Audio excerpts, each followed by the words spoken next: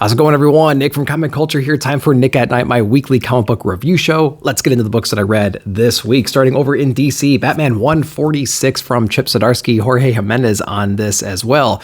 Continuation of that fail-safe Zur-En-Arrh story arc. Batman is still locked up right now. He's trying to understand how this all could have happened. To be honest with you, this Batman, this new iteration of Batman, this fail-safe Zur-En-Arrh combination is actually patrolling Gotham right now, brainwashing some members of the Bat family, I would say, and just kind of wreaking havoc right now on the crime inside of Gotham. So there's this interesting idea that okay, this more optimized version of Batman, A, really thinks he's the real Batman, and B, seems to be super efficient at, taking care of some business.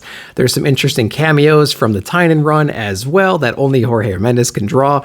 And yeah, it's a pretty interesting book. I'm hearing a lot of people say that this is not their cup of tea, to be honest with you, this whole arc and whatever, but I'm along for the ride, man. I'm really excited to see where this goes. Great writing, great art, I say. And I think it, it introduces a very interesting question of what's the next evolution of Batman? Of course, we have the Batman Beyond that we're all well familiar with, but this is a more optimal version of Batman, to be honest with you. This collaboration, this assimilation of two different beings into one. It's a way to keep the Batman legacy going forward in this way that's it doesn't degrade, you know what I mean? And obviously very formidable, taking on the entire Justice League and the Bat family.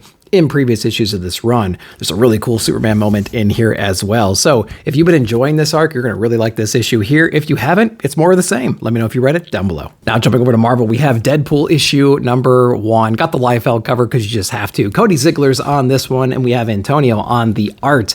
Now, I'm not a regular Deadpool reader, so I'm jumping into this one pretty cold, to be honest with you. But I mean, it's more of the same. If you like Deadpool's voice, if you like just the different shenanigans and, crazy battles and things like that, with interesting villains, I think you're going to dig this one right here. He's battling some kind of teleportation foe right here, and it's pretty cool. Really interesting use of powers, really over the top. Definitely has the voice that you would expect from a Deadpool character.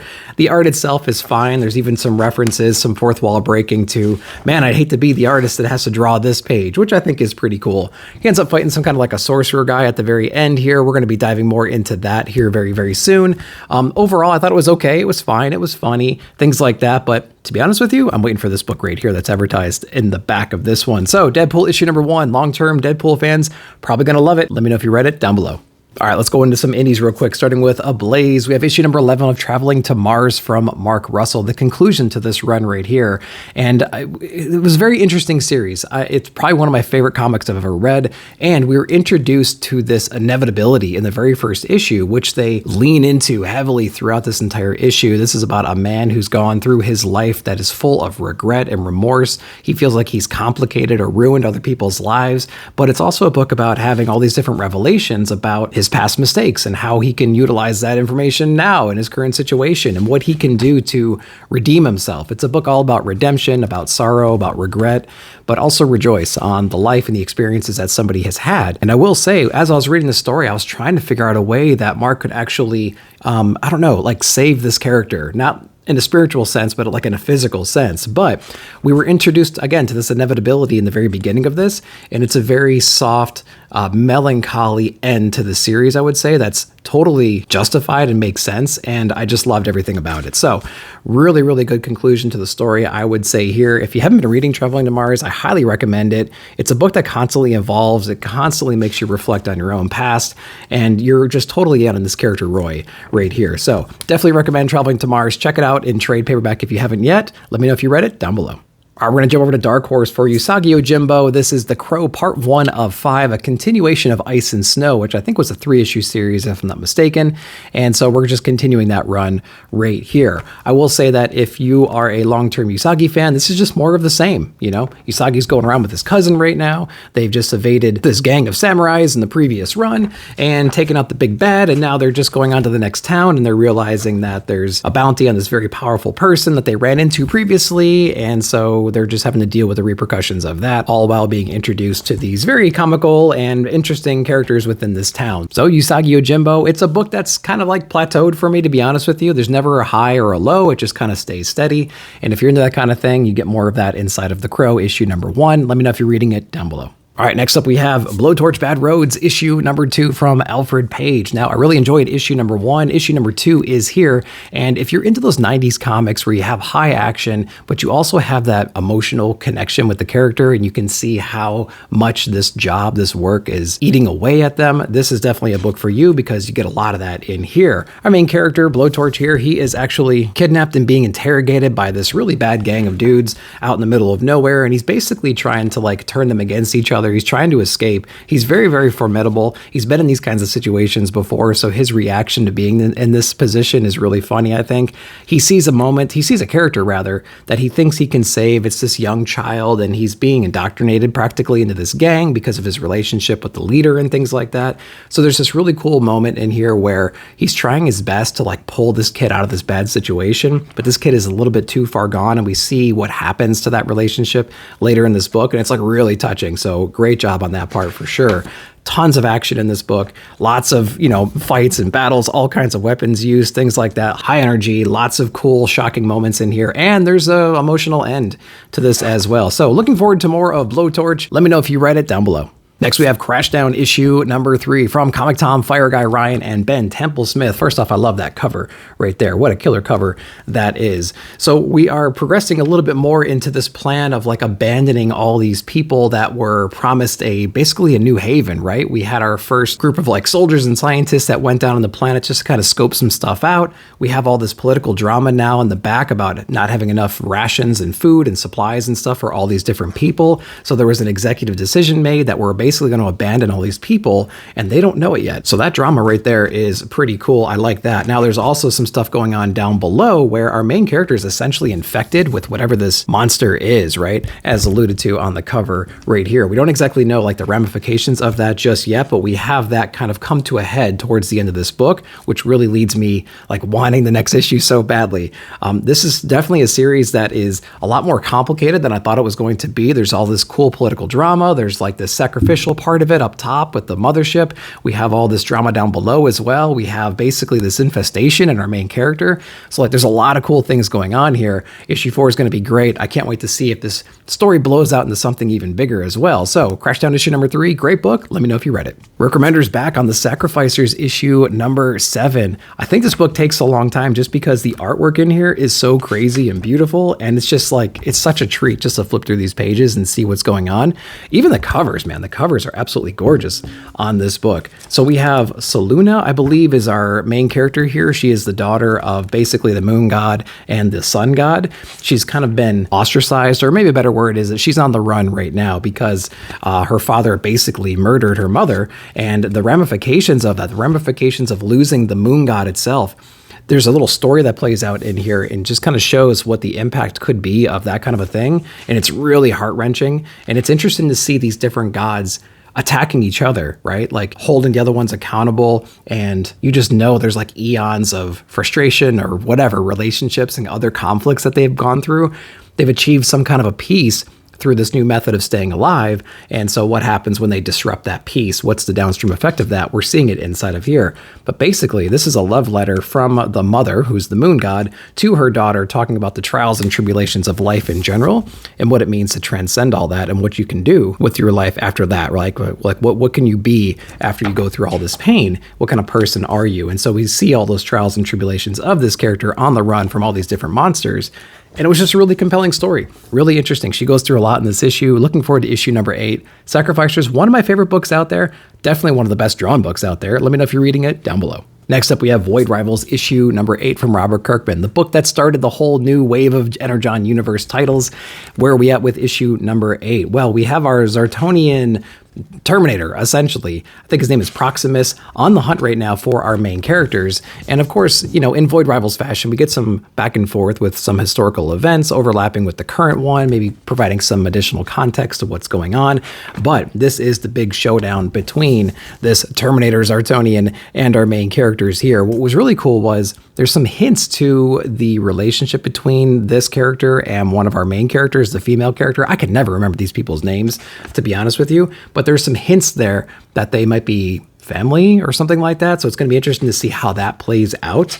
And the battle was really, really interesting. But I will say that sometimes in the art, it gets a little bit convoluted about who's getting thrown around and where and how and things like that, and really what exactly is going on. But other than that, the color palette's pretty straightforward. Obviously, we're sticking with the main themes of this book with lots of dark purples and things like that. I always appreciate the banter between our main characters and like their robotic sentient beings as well. So there's a lot of humor being thrown back and forth there. There's some shocking things that happen at the end that I won't spoil for you in here.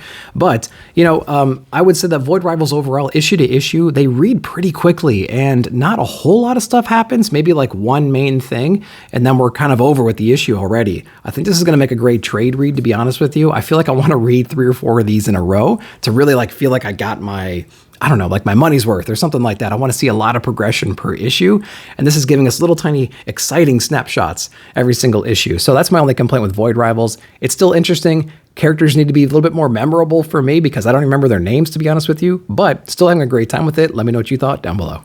All right, let's get into the One Hand issue number 3 from Ram V. Now, this book was probably my favorite one of this series so far. And just as a side note, make sure you're reading The Sixth Finger as well from Dan Waters because they are complementary stories that you need to read at the same time to get the full picture on here. So Ari, our detective that was just days away from retirement, is back investigating a murder that he thought he solved years ago. There's this serial killer going around with a very distinctive call sign, writing these cryptic letters and things like that and leaving a handprint on the wall. Of course, these murders are like ultra brutal, right? He's pretty much out of options right now. He's up against the ropes. He's getting lots of warnings because he's approaching this a little bit differently since he's so close to retirement. He's basically thrown all caution to the wind, and it certainly has got him in trouble with his superiors, and it leads him to an inevitable place, I think, which is coming face to face with the original killer that he put behind bars all those years ago, just trying to do anything he can do to get any information from him. And what I liked about this, and what I think was inevitable, to be honest with you, was there was lots of cryptic messages from this original killer,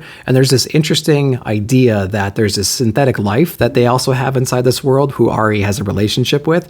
There's a weird like reprogramming or repurposing of those machines, and there might be some kind of correlation between that repurposing or rewiring, reprogramming when it comes to carrying on this serial killer legacy. I think that's where we're heading in this direction. I think that's where we're headed. So it's certainly a story that's unfolding in real time. That's interesting pacing, everything like that. It has some slower moments in here, which I think is totally cinematic, and I just dig that vibe. So, you know, props to Ram V and the art team for putting together a really interesting noir crime drama right here with the One Hand. Of course, read The Six Fingers as well to get that complete picture. So let me know if you read it down below. All right, let's get into this Ghost Machine universe, starting with Rook Exodus issue number 1 from Jeff Johns. We have Phable on the art, of course, Brad Anderson and Rob Lay as well.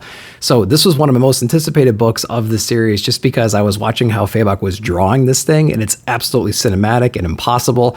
I remember on the retailer call, he was saying that if they ever adapted this to a movie, he wanted to make sure it would cost $300 million to do, and he certainly has created in a very, very interesting world, and I can definitely see how that would add up over time. This is a really interesting book because we're basically in this new world that we created for the super elite, the super rich, to get away from all the political drama and war and disease and everything of Earth. Now that they've landed here, this place is completely gone to hell, and we have all these different like avatars for different animals around right now. And by avatar, I mean they have special technology to communicate with them. And our character that we follow right here, he's actually able to control like the ravens around him, right? So as evidenced by all the stuff around him, so he can communicate through that helmet. There are other people like him in the area as well. There's like a wild boar one, and there's like this bear one, things like that.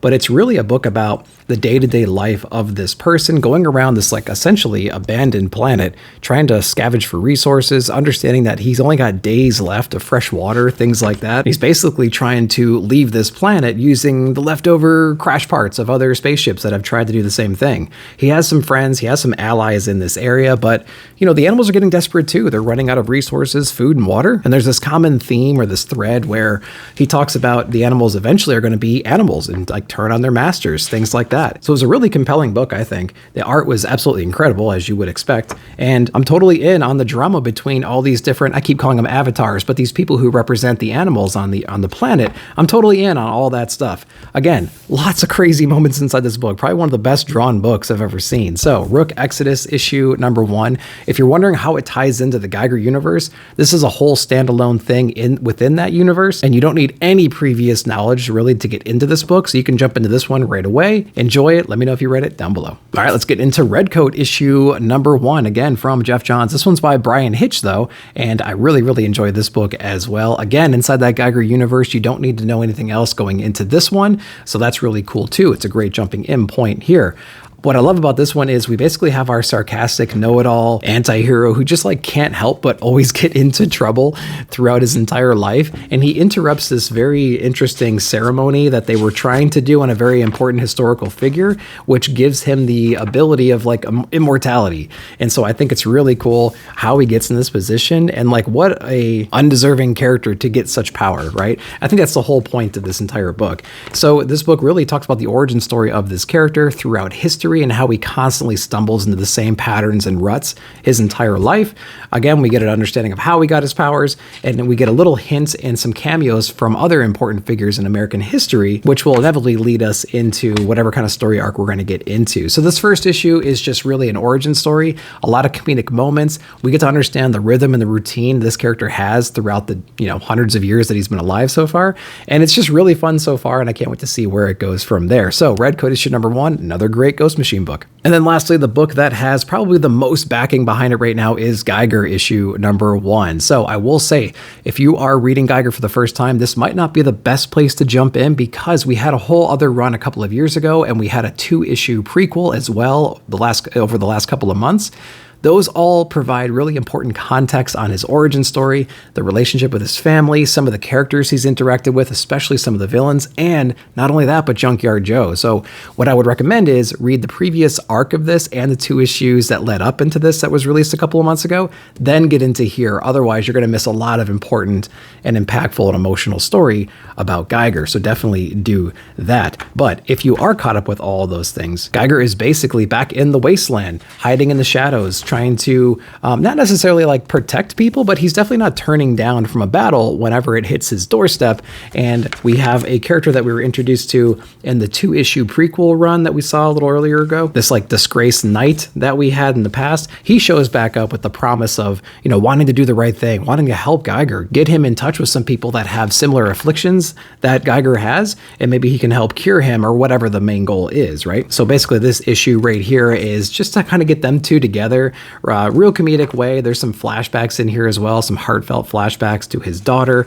And yeah, I've just been loving everything about this. We actually get teased on a new villain that we're going to be seeing very soon, who's also called the Glowing Man, but glowing for a different reason. And I can't wait to flesh that character out as well. So Geiger issue number 1, not a great jumping in point. If you're new to the series, read the other stuff first and come into here. I would say it's well worth it. But Redcoat and Rook Exodus, jump in now and just enjoy the ride. Let me know if you read it down below. But all right, guys, that's everything I read this week. I hope you enjoyed that. Let me know what you read and what your favorite books of the week were down below in the comments. While you're down there, like, subscribe, share, hit that bell notification to be alerted whenever I put out new videos. Thanks again for watching. We'll see you in the comments.